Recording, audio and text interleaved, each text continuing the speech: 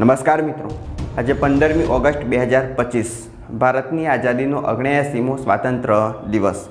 તમને બધાને આની ખૂબ ખૂબ શુભેચ્છા. 15મી ઓગસ્ટ 1947ના દિવસે ભારત પાકિસ્તાન અલગ થયા અને ભારત આઝાદ થયું. ત્યારથી લઈ અને ભારત દર વર્ષે તેનો આઝાદી દિવસ ઉજવે છે. આજના વિડીયોમાં આપણે માહિતી મેળવશું 15મી ઓગસ્ટ 1947નું મહત્ત્વ શું તેના વિશે. અત્યારે શાળામાં 15મી ઓગસ્ટ અને 26મી જાન્યુઆરી વિશે આયોજન તો કરવામાં આવે છે, પણ તેમાં રાષ્ટ્રધ્વજ ફરકાવી અને કેટલાક સાંસ્કૃતિક પ્રોગ્રામનું આયોજન હોય છે. 15મી ઓગસ્ટ 1947ના દિવસે ભારત દેશ કેવી રીતના આઝાદ થયો? તમારા અને મારા જેવા કેટલાક લોકોએ ભારત દેશની આઝાદી માટે પોતાના જીવનું બલિદાન પણ આપ્યું. એ લોકોનો ઇતિહાસ હવે દિવસે દિવસે ઝાંખો પડતો જાય છે. તો આજના વિડીયોમાં આપણે તમામ માહિતી મેળવશું કે 15મી ઓગસ્ટ 1947ના દિવસે ભારત દેશ કેવી રીતના આઝાદ થયો તેના વિશે. એટલે કે કેટલીક યુરોપિયન પ્રજા ભારતમાં આવી ત્યાંથી લઈ અને ભારત આઝાદ થયું ત્યાર સુધી, એટલે કે અંગ્રેજોથી લઈ અને આઝાદી સુધીની સંપૂર્ણ માહિતી આજના વિડીયોમાં મેળવીએ. શરૂઆત કરીએ સૌથી પહેલાં ભારતમાં આવનાર યુરોપિયન પ્રજાઓ વિશે. તો ઈસવીસન 1498 વાસ્કો દી ગામા ભારત આવ્યા હતા અને તેમને ભારત આવવાનો જળમાર્ગ શોધ્યો, જે એક પોર્ટુગીઝ નાગરિક હતા. એમના પછી સૌથી પહેલાં ભારતમાં આવનાર પ્રજા પોર્ટુગીઝ હતી, જેમણે સૌપ્રથમ ગોવા જીત્યું. ગોવા પછી એમને ગોવા, કાંચી, દીવ, દમણ પર વેપારી કોઠીઓ સ્થાપી. ભારતની ભૂમિ પર પહેલો પોર્ટુગીઝ કિલ્લો કોચીનમાં બાંધવામાં આવેલો હતો અને ભારત છોડનાર છેલ્લી પ્રજા પણ પોર્ટુગીઝ હતી, જેમને વર્ષ 1961માં ભારત છોડ્યું હતું. તેમના પછી ઈસવીસન 1556માં ડચ લોકો ભારત આવ્યા અને તેમને ડચ ઈસ્ટ ઇન્ડિયા કંપનીની સ્થાપના કરી. જેના પછી 31/12/1600ના દિવસે બ્રિટનની રાણી એલિઝાબેથ એકની પરવાનગી લઈ અને ઈસ્ટ ઇન્ડિયા કંપનીએ પૂર્વના દેશો સાથે વેપાર માટે ભારત આવવાનું નક્કી કર્યું. ઈસવીસન 1608માં વિલિયમ હોકિંગ્સ નામનો એક અંગ્રેજ અધિકારી ભારતમાં આવ્યો. ભારતમાં તે સમયે રાજા જહાંગીરનું શાસન હતું. પોર્ટુગીઝોના વિરોધના કારણે જહાંગીર દ્વારા વિલિયમ હોકિંગ્સને ભારતમાં વેપાર માટે પરવાનગી આપવામાં આવી નહીં. જેના થોડા સમય પછી એટલે કે ઈસવીસન 1613માં સર ટોમસ રો નામનો એક અંગ્રેજ અધિકારી ભારત આવ્યો. તે સમયે પણ ભારતમાં જહાંગીરનું શાસન હતું, પણ જહાંગીર દ્વારા સર ટોમસ રોને ભારતમાં વેપાર માટેની પરવાનગી આપવામાં આવી. અંગ્રેજો દ્વારા પહેલી કોઠી સુરતમાં સ્થાપવામાં આવી. અંગ્રેજો પછી ઈસવીસન 1664માં ફ્રેન્ચ ઈસ્ટ ઇન્ડિયા કંપનીની સ્થાપના થઈ અને ફ્રેન્ચોએ વેપાર માટે પોતાનું પ્રથમ મથક સુરત બનાવ્યું. જેના પછી અંગ્રેજો અને ફ્રેન્ચો વચ્ચે યુદ્ધ શરૂ થયું. યુરોપની ધરતી પર પણ આ યુદ્ધ શરૂ થયેલું હતું. ઈસવીસન 1748માં યુરોપની ધરતી પર જે અંગ્રેજો અને ફ્રેન્ચો વચ્ચે યુદ્ધ થયેલું હતું એમાં સંધિ કરવામાં આવી. તેથી ભારતમાં પણ અંગ્રેજો અને ફ્રેન્ચો વચ્ચે એક સંધિ થઈ. આ સંધિ દરમિયાન ફ્રેન્ચો દ્વારા અંગ્રેજોના જે પ્રદેશ જીતી લેવામાં આવેલા હતા તે પરત કરવામાં આવ્યા. ઈસવીસન 1756માં ફરીથી ફ્રેન્ચ અને અંગ્રેજો વચ્ચે એક યુદ્ધ થયું. આ યુદ્ધ પછી એમના વચ્ચે એક પેરિસ સંધિ કરવામાં આવી. આ સંધિ અનુસાર અંગ્રેજોએ ફ્રેન્ચોના જે પ્રદેશ જીતી લીધેલા હતા એ પરત કરવામાં આવ્યા. ઈસવીસન 1651માં અંગ્રેજોએ પ્રથમ કોઠી હુગલીમાં સ્થાપી. જેના પછી ઈસવીસન 1717માં રાજા ફરુખસિયાર દ્વારા અંગ્રેજોને મદદ કરવા માટેનું એક ફરમાન જારી કરવામાં આવ્યું. અહીં આગળ તમે જોઈ શકો ભારતના રાજાઓએ તે સમયે અંગ્રેજોને ભારતમાં વેપાર કરવા માટે એમની ઘણી જ મદદ કરેલી હતી. તે સમયે રાજાઓને એ ખબર ન હતી કે આ લોકો ભારતમાં 200 વર્ષ સુધી રાજ કરશે. ફરુખસિયાર પછીના શાસકોમાં અલીવર્દી ખાનનું રાજ આવ્યું. અલીવર્દી ખાનનું જ્યારે અવસાન થયું તે સમયે સિરાજ ઉદ દૌલા ગાદી પર આવ્યા. ઈસવીસન 1756માં બંગાળના નવાબ સિરાજ ઉદ દૌલા બન્યા. તે સમયે ફ્રેન્ચો અને અંગ્રેજો વચ્ચે યુદ્ધ શરૂ હતા, જેથી અંગ્રેજોએ કોઠીની સુરક્ષા માટે કોઠીની આજુબાજુ કિલ્લેબંધી કરી અને તેમાં નવાબની પરવાનગી લીધેલી ન હતી. તેથી નવાબ સિરાજ ઉદ દૌલાએ ત્યાં આગળ સૈન્ય કાર્યવાહી કરી અને 146 લોકોને બંદી બનાવી એક કાર કોઠરીમાં પૂરી દીધા. અંગ્રેજ અધિકારી રોબર્ટ ક્લાઇવને આ વાતની જાણ થતાં રોબર્ટ ક્લાઇવ અને સિરાજ ઉદ દૌલા વચ્ચે એક સંધિ થઈ. આ સંધિ અનુસાર 146 લોકોને છોડવાનો નિર્ણય લેવામાં આવ્યો. બીજા દિવસે જ્યારે આ કાર કોઠરી ખોલવામાં આવી તો તેમાંથી 123 લોકોના મોત થયેલા હતા સફોકેશનને કારણે. માત્ર 23 લોકો જ જીવતા હતા. આ જે ઘટના બની એ 20 જૂન 1756ના દિવસે બનેલી હતી. મનોમન રોબર્ટ ક્લાઇવ દ્વારા નક્કી કરી લેવામાં આવ્યું કે આ જે 123 અંગ્રેજોના મોત થયા એનો બદલો સિરાજ ઉદ દૌલા સાથે લેવામાં આવશે. 23 જૂન 1757ના દિવસે રોબર્ટ ક્લાઇવ અને સિરાજ ઉદ દૌલા વચ્ચે પ્લાસીનું યુદ્ધ થાય છે. આ પ્લાસીનું યુદ્ધમાં રોબર્ટ ક્લાઇવની જીત થઈ, જેના પાછળનું મુખ્ય કારણ એ હતું કે સિરાજ ઉદ દૌલાનો જે સેનાપતિ હતો મીર જાફર, એને રોબર્ટ ક્લાઇવ દ્વારા ફોડી નાખવામાં આવેલો હતો. રોબર્ટ ક્લાઇવ દ્વારા એને ઓફર આપવામાં આવેલી હતી કે જો તે આ યુદ્ધ દરમિયાન રોબર્ટ ક્લાઇવને મદદ કરશે તો એને બંગાળનું નવાબ બનાવવામાં આવશે. જેથી એક બાજુ સિરાજ ઉદ દૌલાનું 30,000નું લશ્કર હતું, જ્યારે બીજી બાજુ રોબર્ટ ક્લાઇવનું માત્ર 3,000નું લશ્કર હતું. તો પણ રોબર્ટ ક્લાઇવની પ્લાસીના યુદ્ધમાં જીત થાય છે. અંગ્રેજોએ જો એમની પકડ ભારતમાં બનાવી હોય તો એ યુદ્ધ હતું 1757નું પ્લાસીનું યુદ્ધ. આ પ્લાસીના યુદ્ધ દરમિયાન જ્યારે સિરાજ ઉદ દૌલાની હાર થઈ, તેના પછી તેમના સેનાપતિ મીર જાફરને બંગાળનો નવાબ બનાવવામાં આવ્યો અને આ મીર જાફર દ્વારા અંગ્રેજોને કર ઉઘરાવવાની છૂટ આપવામાં આવી. આ વાતથી તમે સમજી શકો કે અંગ્રેજો જે સમયે ભારતમાં આવ્યા તે સમયે ભારતીય રાજાઓ દ્વારા તેમને સુવિધાઓ કરી આપવામાં આવી અને સાથે જ ભારતના કેટલાક લોકો ફૂટેલા હતા કે જેમને અંગ્રેજોને મદદ કરી. તેથી અંગ્રેજો ભારતમાં પોતાની સત્તા સ્થાપવામાં સફળ રહ્યા. 1757ના પ્લાસીના યુદ્ધમાં મીર જાફર અને રોબર્ટ ક્લાઇવનો વિજય થયો, જેના પછી મીર જાફરને બંગાળનો નવાબ બનાવવામાં આવ્યો. મીર જાફર દ્વારા આજે પ્લાસીના યુદ્ધમાં અંગ્રેજોને નુકસાન થયું તેના વળતર રૂપે 1,77,00,000 રૂપિયા આપવામાં આવેલા હતા.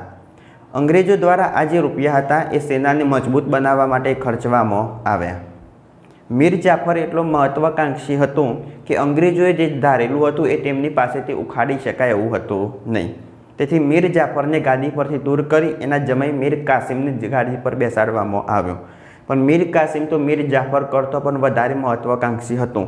એને એ રીતના કરવેરા દાખલ કર્યા કે જેથી ભારતીય પ્રજાને ફાયદો થાય. તેથી અંગ્રેજો દ્વારા મીર કાસિમને હટાવી અને ફરીથી મીર જાફરને બંગાળનો નવાબ બનાવવામાં આવ્યો. તેથી ઈસવીસન 1763માં મુગલના શાહ આલમ, સુજા ઉદ દૌલા અને મીર કાસિમ દ્વારા એક સૈન્ય સંગઠન બનાવવામાં આવ્યું. આ સંગઠન એમને અંગ્રેજો વિરુદ્ધ લડવા માટે બનાવેલું હતું. 22/10/1764ના દિવસે બક્સરનું યુદ્ધ થયું. આ બક્સરના યુદ્ધમાં અંગ્રેજો વતી હેક્ટર મુન્દ્રોએ આ સંયુક્ત સેનાને હરાવી. આ યુદ્ધના પરિણામ વચ્ચે અલ્હાબાદની સંધિ થઈ. આ સંધિ અનુસાર અંગ્રેજોને બંગાળ, બિહાર અને ઓડિશામાં મહેસૂલ ઉઘરાવવાની સત્તા પ્રાપ્ત થઈ. અને પહેલાં આપણે જોયું કે પ્લાસીનું યુદ્ધ થયું તે દરમિયાન તેમને બંગાળમાં કર ઉઘરાવવાની સત્તા પ્રાપ્ત થયેલી હતી. બક્સરના યુદ્ધથી તેમને બંગાળ, બિહાર અને ઓડિશામાં કર ઉઘરાવવાની પરવાનગી મળી, જેનાથી બંગાળનું સંપૂર્ણ શાસન કંપનીના હાથમાં આવ્યું. અંગ્રેજ અધિકારી રોબર્ટ ક્લાઇવ દ્વારા ત્યાં આગળ દ્વિમુખી શાસન પદ્ધતિ અપનાવવામાં આવી, જે 1772 સુધી ચાલી. સત્તા નિયંત્રણ હતું એ અંગ્રેજો પાસે રહેશે, જ્યારે સામાન્ય જે વહીવટ હતો એ રાજા એટલે કે નવાબને સોંપવામાં આવ્યો. બંગાળના પ્રથમ ગવર્નર રોબર્ટ ક્લાઇવ હતા, જેના પછી 1774માં બંગાળના પ્રથમ ગવર્નર જનરલ વોરન હેસ્ટિંગ બન્યા. આ વોરન હેસ્ટિંગના સમયમાં જ કલેક્ટરના પદની સ્થાપના કરવામાં આવી હતી, જેના પછી લોર્ડ કોર્નવોલિસ ગવર્નર બની અને ભારતમાં આવ્યા. આ લોર્ડ કોર્નવોલિસ દ્વારા એવી વ્યવસ્થા સ્થાપવામાં આવી કે ઈસવીસન 1858 સુધી ભારતમાં કંપનીનું શાસન ચાલશે. આ દરમિયાન ભારતના અનેક રાજાઓ અને અંગ્રેજો વચ્ચે યુદ્ધ થયું. આ યુદ્ધ વિશે માહિતી મેળવીએ. ઈસવીસન 1767માં હૈદર અલી અને અંગ્રેજો વચ્ચે મૈસૂર વિગ્રહ થયો હતો. આ વિગ્રહમાં અંગ્રેજોનો પરાજય થયો હતો અને હૈદર અલીની જીત થયેલી હતી. પણ જ્યારે આ જ રીતના બીજો વિગ્રહ થયો તે દરમિયાન હૈદર અલીનું મૃત્યુ થયું અને અંગ્રેજોની જીત થયેલી હતી. 1790થી 1792 સુધી ત્રીજું મૈસૂર એંગ્લો યુદ્ધ કોર્નવોલિસ અને ટીપુ સુલતાન વચ્ચે થયું હતું, જેમાં ટીપુ સુલતાનની હાર થઈ અને સંધિ કરવામાં આવી. જેના પછી ચોથું મૈસૂર એંગ્લો યુદ્ધ થયું, એની અંદર ટીપુ સુલતાનનું મોત થયું. ઈસવીસન 1802માં મરાઠાઓ અને અંગ્રેજો વચ્ચે વસઈની સંધિ થઈ હતી. આના પછી હવે આપણે વાત કરીએ અંગ્રેજો દ્વારા ભારતમાંથી કેટલીક પ્રાચીન પ્રથાઓ દૂર કરવામાં આવી, જે ભારત માટે સારું કાર્ય માનવામાં આવે છે. ઈસવીસન 1829માં અંગ્રેજો દ્વારા રાજારામ મોહન રાયની મદદથી સતી પ્રથા, બાળકીને દૂધ પીતી કરવી, માનવ બલિ અને ગુલામ પ્રથાઓ જેવી પ્રથા દૂર કરવામાં આવી. અંગ્રેજ અધિકારી મેકોલોની ભલામણને કારણે અંગ્રેજી ભાષાને એક શિક્ષણના માધ્યમ તરીકે સ્વીકારવામાં આવી. ત્યારથી લઈને અત્યાર સુધી આપણે જોઈએ તો અંગ્રેજોની ભાષા અંગ્રેજી એ ભારતીય શિક્ષણમાં ખૂબ જ વધુ પ્રભુત્વ ધરાવે છે, જ્યારે ભારતીય ભાષાઓ જેવી કે ગુજરાતી અને સંસ્કૃત, હિન્દી જેવી ભાષાઓ દિવસે ને દિવસે એનું મહત્ત્વ ઓછું થતું જાય છે. જેના પછી અંગ્રેજ અધિકારી લોર્ડ હાર્ડિંગ દ્વારા 1846માં રાજા ગુલાબસિંહ સાથે અમૃતસરની સંધિ કરવામાં આવી, જેના પછી એમના દ્વારા લાહોર પર સત્તા મેળવવામાં આવી। અહીં આગળ તમે જોઈ શકો અંગ્રેજ અધિકારીઓ દ્વારા એક પછી એક રાજાઓ દ્વારા સંધિ કરવામાં આવી અને ધીરે ધીરે એમને પોતાના મૂળ ભારતમાં મજબૂતાઈથી ઘુસાડી દીધા અને 200 વર્ષ સુધી ભારતમાં રાજ કર્યું। જેના પછી બીજું એંગ્લો શીખ યુદ્ધ થયું, જે અનુસાર ડેલહાઉસીએ 30 માર્ચ 1849ના દિવસે પંજાબને અંગ્રેજ રાજ્ય તરીકે હસ્તક કર્યું। આની પહેલાં વર્ષ 1817માં ઓડિશામાં જગબંધુની આગેવાનીમાં બ્રિટિશ ઈસ્ટ ઇન્ડિયા કંપની વિરુદ્ધ શસ્ત્ર બરવો થયો, જે પ્રથમ અંગ્રેજો સામે સ્વતંત્રતા યુદ્ધ જાહેર થયું। જેના પછી 1857માં એક વિપ્લવ થયો। આ વિપ્લવ થવાનું મુખ્ય કારણ ઈસવીસન 1757માં પ્લાસીનું યુદ્ધ અને 1764માં જે બક્સરનું યુદ્ધ થયેલું હતું એના કારણે પ્રજામાં અસંતોષ ફેલાયો હતો, જેના કારણે 1857નો વિપ્લવ થયો। 1857નો વિપ્લવ થવા પાછળ અનેક બીજા કારણો હતા, જેવા કે આગ્રામાં એવું ફરમાન કરવામાં આવ્યું કે દરેક હિન્દુએ અંગ્રેજોને સલામ ભરવી, જેના પછી મંદિર અને મસ્જિદ પર કરવેરો નાખવામાં આવેલો હતો અને ખ્રિસ્તી ધર્મનું શિક્ષણ ફરજિયાત બનાવવામાં આવ્યું અને અમુક જે પ્રથાઓ હતી એ નાબૂદ કરવામાં આવી। આ વિપ્લવ થવા પાછળ આર્થિક કારણો પણ ઘણા હતા, જેમાં અંગ્રેજો દ્વારા ભારતના ખેડૂતો પર કોઈ ધ્યાન ના આપી અને ઇંગ્લેન્ડને સમૃદ્ધ બનાવવાનું કાર્ય કરવામાં આવતું હતું। 1801થી 1885 દરમિયાન ભારતમાં દુષ્કાળ પડ્યો। દુષ્કાળ દરમિયાન અંગ્રેજો દ્વારા ખેડૂતો માટે કંઈ પણ કરવામાં આવેલું ન હતું, એ પણ એક આ વિપ્લવનું કારણ હતું। રાજકીય કારણોની વાત કરવામાં આવે તો 1757નું પ્લાસીનું યુદ્ધ, 1764નું બક્સરનું યુદ્ધ અને ઝાંસીની રાણી લક્ષ્મીબાઈને દત્તક પુત્ર ન લેવા માટે અંગ્રેજો દ્વારા દરખાસ્ત કરવામાં આવેલી હતી। મુગલ બાદશાહ બહાદુર શાહ જફરને જણાવવામાં આવેલું હતું કે તેમના મૃત્યુ પછી તેમના વારસદારોને લાલ કિલ્લામાં રહેવા દેવામાં આવશે નહીં। 1857ની 31મી મેએ આખા દેશમાં એક સાથે સંગ્રામનું આયોજન કરવામાં આવેલું હતું, પણ એનફિલ્ડ રાઇફલમાં ગાય અને ડુક્કરની ચરબી વાપરેલી હોવાથી મંગલ પાંડેએ આનો સખત વિરોધ કરેલો હતો। જેના પછી 10 મે 1857ના દિવસે આ વિપ્લવની શરૂઆત થઈ, જેમાં મંગલ પાંડે સૌપ્રથમ મેદાને આવ્યા। તેમને અંગ્રેજ અધિકારી મેજર હ્યુસેનને ગોળીથી વીંધી નાખ્યો, જેના કારણે તેમની ધરપકડ કરવામાં આવી અને 8 એપ્રિલ 1857ના દિવસે તેમને ફાંસીની સજા થઈ।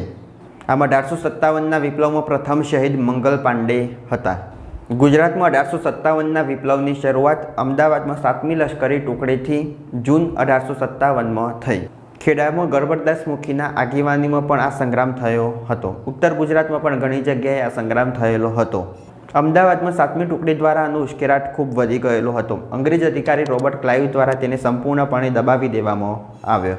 10 મે 1857ના રોજ 7મી લશ્કરી પલટન મેરઠથી દિલ્હી તરફ કૂચ કરી અને બહાદુર શાહ જફરને હિન્દુસ્તાનના રાજા જાહેર કર્યા। બહાદુર શાહે દિલ્હીથી આનું નેતૃત્વ કર્યું, જેમની સામે અંગ્રેજ અધિકારી હોડલસન અને હેડસન હતા, જેમાં બહાદુર શાહનો પરાજય થયો અને તેમને રંગૂન કેદ કરવામાં આવ્યા। ટાટા ટોપે પણ આ સંગ્રામ દરમિયાન ગુજરાતમાં પંચમહાલમાં હતા, તેમાં એમની હાર થઈ અને તે એક દિવસ પંચમહાલના જંગલમાં રહ્યા અને એમની ધરપકડ કરવામાં આવી અને પછી એને ફાંસી આપવામાં આવી હતી। જેના પછી ઝાંસીની રાણી લક્ષ્મીબાઈએ આ સંગ્રામનું નેતૃત્વ કર્યું, જે ગંગાધરજીના પત્ની હતા। ગંગાધરજીના અવસાન પછી તેમને આનંદરાયને દત્તક લીધો અને ગાદીએ બેસાડ્યો, જેનો અંગ્રેજો દ્વારા વિરોધ કરવામાં આવ્યો। ઝાંસીની રાણીનો આ જે અધિકાર હતો એ અંગ્રેજોએ અસામાન્ય ગણાવ્યો અને ગ્વાલિયરમાં ઝાંસીની રાણીની વિરુદ્ધ અંગ્રેજ અધિકારી હ્યુરોઝ હતા। ઝાંસીની રાણી ત્યાં આગળ શહીદ થયા। અંગ્રેજ સેનાને આ જે સંગ્રામ થયો તે દરમિયાન શસ્ત્રો અને ભંડાર પૂરતા પ્રમાણમાં મળતા રહ્યા, જેથી તેમને બનારસ, અલ્હાબાદ અને કાનપુર જીતી લીધા। દિલ્હીમાં નેતાઓને પકડીને કેદ કરવામાં આવ્યા। તે દરમિયાન ટાટા ટોપે રાણી લક્ષ્મીબાઈના અવસાન થયા હતા। 1857નો આ જે સંગ્રામ થયો તેમાં અંગ્રેજોની મદદ કરનાર લોકોમાં હૈદરાબાદના નિઝામ, ગુજરાતના ગાયકવાડ, એના પછી ઇન્દોર અને ગ્વાલિયરના લોકોએ અંગ્રેજોની ખૂબ મદદ કરેલી હતી। આ લશ્કરી સહાયને કારણે અંગ્રેજોની જીત થઈ અને અનેક ભારતીય લોકોના મોત થયા। જેના પછી 28 ડિસેમ્બર 1885ના દિવસે A.O. હ્યુમ એટલે કે એલન ઓક્ટેવિયમ હ્યુમ દ્વારા ભારતીય રાષ્ટ્રીય સંઘ એટલે કે કોંગ્રેસની સ્થાપના કરવામાં આવી।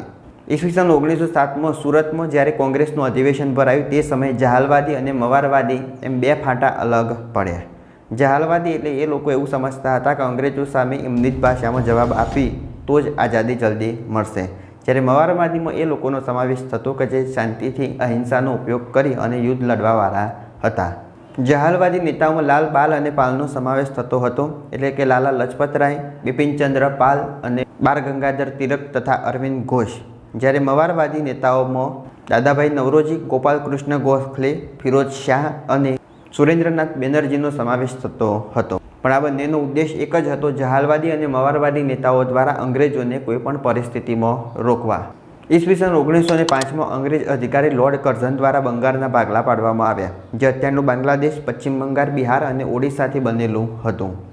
તેમાંથી મુસ્લિમ બહુમતી ધરાવતા પૂર્વ બંગાળને અલગ કરવામાં આવ્યું. પૂર્વ બંગાળ અને પશ્ચિમ બંગાળ બંને અલગ થયા. આ ભાગલાનો દિવસ એટલે 16 ઓક્ટોબર 1905. આ દિવસને શોક દિવસ તરીકે ઉજવી અને એ દિવસે હડતાળ પાડવામાં આવી, જેમના પછી સુરેન્દ્રનાથ બેનર્જી દ્વારા બંગાળ નામનું એક સામયિક શરૂ કરવામાં આવ્યું. આ સામયિકમાં એમના દ્વારા જણાવવામાં આવેલું હતું કે સ્વદેશી વસ્તુઓનો ઉપયોગ કરવો, જ્યારે વિદેશી વસ્તુઓનો બહિષ્કાર કરવો, જેથી વિદેશમાંથી આવતી બૂટ, ચંપલ જેવી ઘણી બધી વસ્તુઓ ઉપર ખૂબ જ ઘટાડો થયો, જેનાથી 1911માં લોર્ડ કર્ઝને આજે બંગાળના ભાગલા પાડેલા હતા તે રદ કર્યા અને રાજધાની હતી એ કલકત્તાથી દિલ્હી ખસેડી. જેના પછી વાઇસરોય લોર્ડ મિન્ટો અને ખાનગી મંત્રી ડેનિયલ સ્મિથ બંને સાથે મળી અને હિન્દના રાષ્ટ્રીયવાદને કચરી નાખવાની એક યોજના બનાવી. હિન્દુસ્તાનના લોકો દ્વારા અંગ્રેજોનો સખત વિરોધ કરવામાં આવતો હતો, એટલે રાષ્ટ્રીય એકતા તોડવા માટે અંગ્રેજોએ ઘણા પ્રયત્નો કર્યા, જેમાં અંગ્રેજોએ મુસ્લિમોને અલગ મતદાર મંડળ સ્થાપવા માટે સમજાવવામાં સફળ રહ્યા. 30/12/1906માં મુસ્લિમોને એક અલગ સંમેલન મળ્યું. આ સંમેલન દરમિયાન મુસ્લિમો દ્વારા એક ઠરાવ પસાર કરવામાં આવ્યો અને અલગ મુસ્લિમ મતદાર મંડળની સ્થાપના માટે માગણી કરવામાં આવી. 30/12/1906ના દિવસે મુસ્લિમોનું એક સંમેલન મળ્યું, તેમાં અખિલ ભારતીય મુસ્લિમ લીગની સ્થાપના કરવામાં આવી. ઈસવીસન 1907માં કરાચીમાં મુસ્લિમ બંધારણ ઘડવામાં આવ્યું અને ઈસવીસન 1908માં લાહોર અધિવેશનમાં આ બંધારણને મંજૂરી પણ આપવામાં આવી. એક ઇતિહાસકાર લખે છે કે પાકિસ્તાનના ભાગલા પાડનાર વ્યક્તિ મોહમ્મદ અલી જીના કે રહીમતુલ્લાહ ન હતા, પણ તે લોર્ડ મિન્ટો હતા. આમાં અંગ્રેજો દ્વારા મુસ્લિમ અને હિન્દુઓને અલગ કરવામાં આવ્યા, જેના પછી મુસ્લિમોનું અધિવેશન એ જ દિવસે ગોઠવવામાં આવતું જે દિવસ હિન્દુઓનું અધિવેશન હોય, જેનાથી હિન્દુ અને મુસ્લિમ એક થઈ શકે નહીં. ઈસવીસન 1909માં મોર્લે મિન્ટોના સુધારાથી મુસ્લિમોને કાયમી ધોરણે અલગ મતદાર મંડળની સ્થાપના કરવામાં આવી. ઈસવીસન 1915માં કોંગ્રેસ અને મુસ્લિમે એક સાથે મુંબઈમાં અધિવેશન ભર્યું. બંનેની સંકલન સમિતિઓએ એક થઈ કેટલીક યોજનાઓ ઘડી અને હિન્દુ મુસ્લિમ એકતાનું વાતાવરણ સર્જાવ્યું. આ કરારથી કોંગ્રેસે મુસ્લિમ લીગને અલગ મતદાર માટેની સ્વીકૃતિ આપી અને આ કરાર અંતર્ગત જહાલવાદી અને મવારવાદી નેતાઓ એક થયા.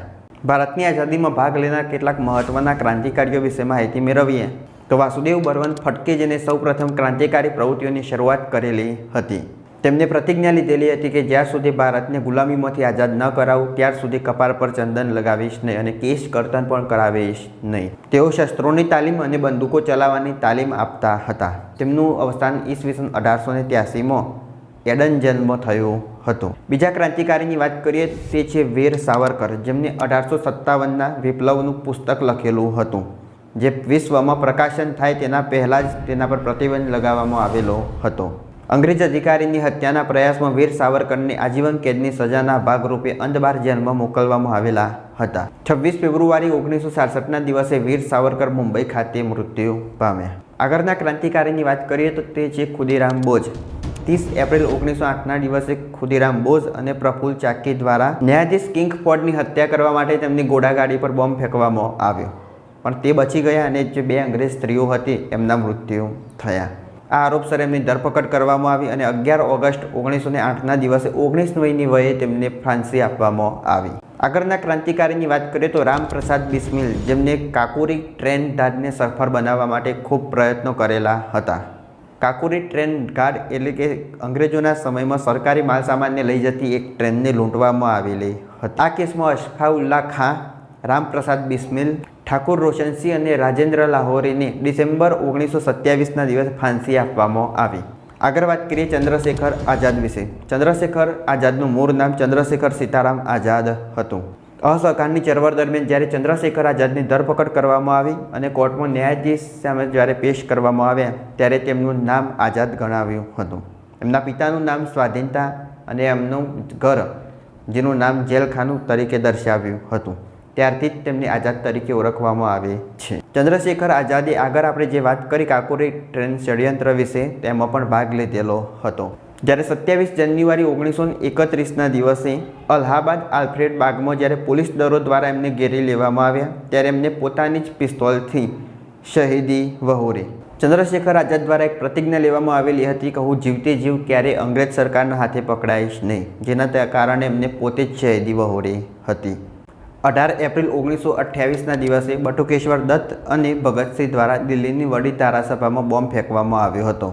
લાલા લજપતરાયનો બદલો લેવા માટે સોન્ડરસન નામના અંગ્રેજ અધિકારીની હત્યા કરવામાં ભગતસિંહ, સુખદેવ અને રાજગુરુને 23 માર્ચ 1931ના દિવસે ફાંસી આપવામાં આવી. આગળના ક્રાંતિકારીની વાત કરીએ તો એ છે વીર બિરસા મુંડા, જેમનો જન્મ ઝારખંડના રાંચીમાં થયો હતો. વીર બિરસા મુંડા દ્વારા વનવાસી સમુદાયને એક કરી અને બ્રિટિશ સરકારનો પુતળો બાળવામાં આવેલું હતું. એટલે ઈસવીસન 1900માં એમની ધરપકડ કરવામાં આવી અને વીર બિરસા મુંડાનું જેલમાં મૃત્યુ થયું હતું. આગળના ક્રાંતિકારીની વાત કરીએ તો તે શ્યામજી કૃષ્ણ વર્મા, જેમનો જન્મ કચ્છના માંડવીમાં થયો હતો. ઇંગ્લેન્ડમાં ક્રાંતિકારી પ્રવૃત્તિઓની શરૂઆત કરનાર શ્યામજી કૃષ્ણ વર્મા હતા. તેમને 18 ફેબ્રુઆરી 1905ના દિવસે ઇન્ડિયન હોમ રૂલ સોસાયટીની સ્થાપના કરી હતી અને ભારતીય વિદ્યાર્થીઓને રહેવા માટે ઇન્ડિયા હાઉસની પણ સ્થાપના કરી હતી. ભારતીય વિદ્યાર્થીઓને આગળ ભણવા માટે શિષ્યવૃત્તિની પણ વ્યવસ્થા કરી આપવામાં આવેલી હતી. 30 માર્ચ 1930ના દિવસે સ્વિટ્ઝરલેન્ડના જીનીવામાં તેમનું મૃત્યુ થયું હતું. શ્યામજી કૃષ્ણ વર્મા અને તેમના પત્ની ભાનુમતીબેનના અવશેષો 4 સપ્ટેમ્બર 2003ના દિવસે ભારતમાં લાવવામાં આવ્યા અને તેમના વતન માંડવીમાં સ્થાપિત કરવામાં આવ્યા, જેને ક્રાંતિ તીર્થ તરીકે ઓળખવામાં આવે છે. જેના પછી શરૂઆત થશે ગાંધી યુગની. મહાત્મા ગાંધી, જેમનું પૂરું નામ મોહનલાલ કરમચંદ ગાંધી હતું, જેમનો જન્મ 2/10/1869ના દિવસે પોરબંદરમાં થયો હતો. 9 જાન્યુઆરી 1915ના દિવસે ગાંધીજી સાઉથ આફ્રિકાથી જ્યારે કેસ લડી અને ભારત પરત ફરે ત્યારે લોર્ડ હાર્ડિંગ દ્વારા એમને કેસર એ હિન્દની ઉપાધિ આપવામાં આવી. ગાંધીજીના સમયમાં અલગ અલગ સત્યાગ્રહો થયેલા છે. સૌથી પહેલાં આપણે વાત કરીએ ચંપારણ સત્યાગ્રહ વિશે. બિહારના ચંપારણમાં થયેલો આ ચંપારણ સત્યાગ્રહમાં અંગ્રેજો દ્વારા ખેડૂતો પર 3/20 ભાગમાં ફરજિયાત ઘરીનું વાવેતર કરવામાં આવે તેવો આગ્રહ કરવામાં આવ્યો, જેની વિરોધમાં બિહારમાં ચંપારણ સત્યાગ્રહ થયો. આ ચંપારણ સત્યાગ્રહ દરમિયાન રવિન્દ્રનાથ ટાગોરે સૌપ્રથમ ગાંધીજીને મહાત્માનું બિરુદ આપ્યું, જેના પછી મહાત્મા ગાંધી બાપુ તરીકે ઓળખાયા. ચંપારણ સત્યાગ્રહ પછી ગુજરાતનો પહેલો સત્યાગ્રહ એટલે ખેડા સત્યાગ્રહ થયો. અતિવૃષ્ટિને કારણે પાક નિષ્ફળ જતાં અંગ્રેજો દ્વારા ખેડૂતો પર મહેસૂલ માફ કરવામાં આવ્યું નહીં, જેનો ખેડૂતો દ્વારા વિરોધ કરવામાં આવ્યો. ગાંધીજીની મદદ લેવામાં આવી અને ખેડા સત્યાગ્રહ થયો. અંગ્રેજો દ્વારા દબાણ કરવામાં આવ્યું કે જો કોઈ ખેડૂત મહેસૂલ ભરશે નહીં તો એની જમીન જપ્ત કરવામાં આવશે અને જમીનમાં જે પાક વાયેલો હશે એ પણ જપ્ત કરવામાં આવશે. ગાંધીજીના આદેશથી મોહનલાલ પંડ્યાએ રાતોરાત જે ખેતરમાં ડુંગળીનો પાક હતો તે ઘરે લાવવામાં આવ્યો, જેથી ગાંધીજીના કહેવા પર મોહનલાલ પંડ્યાની ડુંગળી ચોરનું બિરુદ પ્રાપ્ત થયું. છેલ્લે મોહનલાલ પંડ્યાની આના માટે જેલ પણ થઈ હતી અને અંગ્રેજો દ્વારા ખેડૂતો પરથી આ મહેસૂલ માફ કરવામાં આવ્યો. આગળ વાત કરીએ રોલેક્ટ એક્ટ 1919 વિશે. પ્રથમ વિશ્વયુદ્ધમાં ઇંગ્લેન્ડની જીત થઈ અને રોલેક્ટ એક્ટ દાખલ કરવામાં આવ્યો. ગાંધીજીએ આ રોલેક્ટ એક્ટને કાળા કાયદા તરીકે ઓળખાવ્યો છે. રોલેક્ટ એક્ટમાં એવું દર્શાવેલું હતું કે કોઈપણ શંકાસ્પદ વ્યક્તિની ગમે ત્યારે ધરપકડ કરી શકાય અને તેને 2 વર્ષ સુધીની જેલ પણ થઈ શકે છે. ગાંધીજીએ આ રોલેક્ટ એક્ટ 1919 વિરુદ્ધ 6 એપ્રિલ 1919ના દિવસે દેશવ્યાપી હડતાળનું આયોજન કર્યું અને તેને રાષ્ટ્રીય અપમાન દિવસ તરીકે જાહેર કર્યો. 8 એપ્રિલ 1919ના દિવસે ગાંધીજીની ધરપકડ કરવામાં આવી અને સરકાર દ્વારા માર્ચ 1922માં રોલેક્ટ એક્ટ પાછું ખેંચવામાં આવ્યો. આગળ વાત કરીએ જલિયાવાલા બાગ હત્યાકાંડ 1919 વિશે. જલિયાવાલા બાગ હત્યાકાંડ 1919 13 એપ્રિલ 1919ના દિવસે પંજાબના અમૃતસરમાં વૈશાખી પૂર્ણિમાના દિવસે અને શહીદોને શ્રદ્ધાંજલિ આપવા માટે 10,000 લોકો એક જગ્યા પર ભેગા થયેલા હતા, જેમાં ડૉક્ટર સત્યપાલ અને કિચલુની ધરપકડનો પણ વિરોધ કરવામાં આવ્યો. તે સમયે અંગ્રેજ સરકાર દ્વારા કલમ 144 લાગુ કરવામાં આવેલી હતી. તેમ છતાં 10,000 લોકો એક જગ્યાએ ભેગા થયેલા હતા. જનરલ ડાયર નામના અંગ્રેજ અધિકારીએ આ જે લોકો ભેગા થયેલા હતા એમના પર ગોળીબાર કર્યો. 10 મિનિટમાં અંદાજે 650 જેટલો ગોળીબાર કર્યો, જેમાં 379 લોકોના મોત થયા અને 1200 કરતાં વધુ લોકો ઘાયલ થયા હતા. આજે જલિયાવાલા બાગ હત્યાકાંડ થયો તે અને જનરલ ડાયર નામનો જે અંગ્રેજ અધિકારી હતો તેની તપાસ કરવા માટે હન્ટર સમિતિની રચના કરવામાં આવી. હન્ટર સમિતિ દ્વારા આજે જનરલ ડાયર હતો એને પદ પરથી પદભ્રષ્ટ કરવામાં આવ્યો. તે ઇંગ્લેન્ડ ગયો ત્યારે ઇંગ્લેન્ડમાં એનું સન્માન કરવામાં આવ્યું. એનું મુખ્ય કારણ હતું જલિયાવાલા બાગ હત્યાકાંડ 1919 કરવા માટે. ઇંગ્લેન્ડમાં એની એક એવોર્ડ આપી અને એનું સન્માન પણ કરવામાં આવ્યું. જેના પછી અસહકારનું આંદોલન થયું, જેમાં ગાંધીજીએ જે કેસર એ હિન્દની ઉપાધિ મેળવેલી હતી તે પાછી અંગ્રેજોને સોંપી. 5 ફેબ્રુઆરી 1922ના દિવસે ઉત્તર પ્રદેશના ગોરખપુર નજીક ચૌરી ચોરા ગામે વિદ્યાર્થીઓના સર્કસ પર કેટલાક પોલીસોએ ગોળીબાર કર્યો. એટલે ઉશ્કેરાયેલી જનતા દ્વારા પોલીસ સ્ટેશન બહારથી સળગાવી દેવામાં આવ્યું. અંદર 22 જેટલા પોલીસોના મૃત્યુ થયા, જેને ચૌરી ચોરાની ઘટના તરીકે ઓળખવામાં આવે છે. 10 માર્ચ 1922ના દિવસે ગાંધીજીની ધરપકડ કરવામાં આવી અને 6 વર્ષની જેલની સજા કરવામાં આવી. જેના પછી વર્ષ 1923માં નાગપુર ઝંડા સત્યાગ્રહ થયો તથા બોરસદ સત્યાગ્રહ થયો. વર્ષ 1927માં સાયમન કમિશનની રચના કરવામાં આવી. 1919માં જે મોન્ટેગ્યુ ટ્રાન્સફર બિલ પસાર કરવામાં આવેલું હતું એની અંદર સુધારા વધારા કરવા માટે આની સ્થાપના કરવામાં આવી. જ્યારે સાયમન કમિશન મુંબઈના દરિયા કિનારે પહોંચ્યું ત્યારે એનો વિરોધ કરવામાં આવ્યો, કારણ કે સાયમન કમિશનના 7 સભ્યો અંગ્રેજો હતા. સાયમન કમિશન ગો બેકનો નારો લગાવી અને સાયમન કમિશનનો વિરોધ કરતા લાલા લજપતરાયને અંગ્રેજ અધિકારી સોન્ડરસન દ્વારા માથામાં લાકડી મારી, તેથી લાલા લજપતરાયનું ત્યાં આગળ મોત નીપજ્યું. 10 ઓગસ્ટ 1928ના દિવસે મોતીલાલ નહેરુની આગેવાનીમાં નહેરુ રિપોર્ટ જાહેર કરવામાં આવ્યો, જેને બંધારણની બ્લુપ્રિન્ટ તરીકે ઓળખવામાં આવે છે. જેમાં એવું દર્શાવવામાં આવેલું હતું કે 1 વર્ષમાં સ્થાનિક સ્વરાજ આપવામાં આવે, એક વર્ષ પછી પૂર્ણ સ્વરાજની માગણી કરવામાં આવશે. જવાહરલાલ નહેરુની અધ્યક્ષતામાં રાવી નદીના કિનારે પૂર્ણ સ્વરાજની માગણી કરવામાં આવી. જેના પછી 26 જાન્યુઆરી 1930ના દિવસે પ્રથમ સ્વતંત્રતા દિવસ મનાવવામાં આવ્યો. જેના પછી બ્રિટિશ સરકાર દ્વારા લંડનમાં નવેમ્બર 1930માં સાયમન કમિશનના અમુક મુદ્દા પર ચર્ચા કરવા માટે પ્રથમ ગોરમેજી પરિષદનું આયોજન કરવામાં આવ્યું. કોંગ્રેસની ગેરહાજરીથી આ પ્રથમ ગોરમેજી પરિષદ નિષ્ફળ રહી. વર્ષ 1931માં સરદાર વલ્લભભાઈ પટેલની અધ્યક્ષતામાં કરાચી અધિવેશનમાં બીજી ગોરમેજી પરિષદમાં ભાગ લેવા માટેનો નિર્ણય કરવામાં આવ્યો, જે લંડન ખાતે 1931માં યોજાઈ હતી, જેમાં કોંગ્રેસ સભ્ય તરીકે ગાંધીજી હાજર રહ્યા હતા. 1932માં જે ત્રીજી ગોરમેજી પરિષદનું આયોજન થયું તેમાં કોંગ્રેસે ભાગ લીધેલો ન હતો, એટલે ત્રીજી ગોરમેજી પરિષદ હતી એ નિષ્ફળ નીવડી હતી. 1 જાન્યુઆરી 1932થી સવિનય કાનૂન ભંગની લડાઈ ફરીથી શરૂ કરવા માટે નિર્ણય કરવામાં આવ્યો. હિન્દુ અને મુસ્લિમના અલગ મતદાર મંડળ સ્થાપવાની વાત પર ગાંધીજીએ 20 સપ્ટેમ્બર 1932ના દિવસથી ઉપવાસ શરૂ કર્યા, જેથી આ અલગ મતદાર મંડળ સ્થાપવાનો જે મુદ્દો હતો એ રદ કરવામાં આવ્યો. ભારત સરકાર અધિનિયમ 1935 અનુસાર જે દ્વિમુખી શાસન પદ્ધતિ લાગુ કરવામાં આવેલી હતી એ રદ કરી અને સંપૂર્ણ શાસન કેન્દ્રને સોંપવામાં આવ્યું. જેના પછી 22-23 માર્ચ 1940માં મુસ્લિમ લીગના અધિવેશનમાં મોહમ્મદ અલી જીનાના અધ્યક્ષસ્થાનમાં એક ઠરાવ પસાર કરવામાં આવ્યો, જેમાં પાકિસ્તાનની માગણી કરવામાં આવી. જેના પછી અંગ્રેજ સરકાર દ્વારા ઓગસ્ટ પ્રસ્તાવ 1940 દાખલ કરવામાં આવ્યો, જે અંતર્ગત ભારતને ડોમિનિયન સ્ટેટનો દરજ્જો આપવાની વાત કરવામાં આવી હતી, જેનો કોંગ્રેસ અને મુસ્લિમ લીગ બંને દ્વારા વિરોધ કરવામાં આવ્યો. 23 માર્ચ 1942ના દિવસે સર સ્ટેફન્સ ક્રિપ્સની આગેવાનીમાં 3 સભ્યોનું એક જૂથ, જેને ક્રિપ્સ મિશન તરીકે ઓળખવામાં આવે છે, આ ક્રિપ્સ મિશન ભારત પહોંચ્યું અને તે સમયે દ્વિતીય વિશ્વયુદ્ધ ભારતની સીમા પર પહોંચેલું હતું. આ જે ક્રિપ્સ મિશન હતું એમાં પાકિસ્તાનને એક અલગ દેશનો દરજ્જો આપવાની કોઈ વાત કરવામાં આવેલી નહોતી, એટલે મુસ્લિમ લીગ દ્વારા આનો વિરોધ કરવામાં આવ્યો. તે જ સમયે સુભાષચંદ્ર બોઝ દ્વારા જય હિન્દનો નારો આપવામાં આવેલો હતો અને તેમના દ્વારા કહેવામાં આવેલું હતું, તુમ મુझे ખૂન દો મેં તુમ્हें આઝાદી દૂંગા. સુભાષચંદ્ર બોઝનું તાઇપેઈથી ટોકિયો જતા વિમાનમાં અચાનક આગ લાગતા સમયે 18 ઓગસ્ટ 1945ના દિવસે રહસ્યમય મોત થયું હતું. વર્ષ 1945માં જાપાનની શરણાગતિ પછી દ્વિતીય વિશ્વયુદ્ધનો અંત આવ્યો અને એના પછી બ્રિટનમાં સરકાર બદલાની લિબરલ પાર્ટી અસ્તિત્વમાં આવી, જેના વડાપ્રધાન પદે ક્લાઇમેટ એટલી હતા. 19 ફેબ્રુઆરી 1946ના દિવસે ક્લાઇમેટ એટલી દ્વારા કેબિનેટ મિશન ભારતમાં મોકલવામાં આવ્યું. આનો ઉદ્દેશ એ હતો કે ભારતને અલગ કર્યા વગર ભારતને પૂર્ણ સ્વરાજ સોંપવામાં આવે. જેના પછી વચગાળાની સરકારની સ્થાપના કરવામાં આવી. વડાપ્રધાન જવાહરલાલ નહેરુની અધ્યક્ષતામાં 9 ડિસેમ્બર 1946ના દિવસે પ્રથમ અધિવેશન મળ્યું, જેમાં મુસ્લિમ લીગ ગેરહાજર હતી. 20 ફેબ્રુઆરી 1947ના દિવસે ક્લાઇમેટ એટલી દ્વારા જાહેરાત કરવામાં આવી કે આગામી 30 જૂન 1948ના દિવસે ભારતને જવાબદાર હાથમાં સોંપી અને આઝાદ કરવામાં આવશે. આ માઉન્ટ બેટન યોજના અંતર્ગત ભારત પાકિસ્તાનના ભાગલા દર્શાવેલા હતા અને એમાં સ્પષ્ટ દર્શાવ્યું હતું કે જે રજવાડાઓને ભારત સાથે જોડાવું હોય તો ભારત સાથે જોડાય, પાકિસ્તાન સાથે જોડાવું હોય તો પાકિસ્તાન સાથે જોડાય અને સ્વતંત્ર રહેવું હોય તો સ્વતંત્ર રહી શકે. કોંગ્રેસ અને મુસ્લિમ લીગે આના પર સહમતિ દર્શાવી. સરહદ કમિશનની રચના કરવામાં આવી, જેના અધ્યક્ષ સર રેડક્લિફ હતા, જેનાથી ભારત પાકિસ્તાનની સરહદ નક્કી કરવામાં આવી. 14 ઓગસ્ટ 1947ના દિવસે પાકિસ્તાન આઝાદ થયું. ગવર્નર જનરલ તરીકે મોહમ્મદ અલી ઝીના અને વડાપ્રધાન તરીકે લિયાકત અલી ખાન હતા. 15મી ઓગસ્ટ 1947ના દિવસે ભારત આઝાદ થયું, જેમાં ગવર્નર જનરલ તરીકે લોર્ડ માઉન્ટ બેટન હતા અને વડાપ્રધાન જવાહરલાલ નહેરુ બન્યા. તો આજના વિડીયોથી તમે 15મી ઓગસ્ટ અને 26મી જાન્યુઆરી વચ્ચેનો તફાવત સમજી ગયા હશો. જો આ વિડીયો ગમ્યો હોય તો લાઈક કરો, શેર કરો, ચેનલ સબસ્ક્રાઈબ કરો.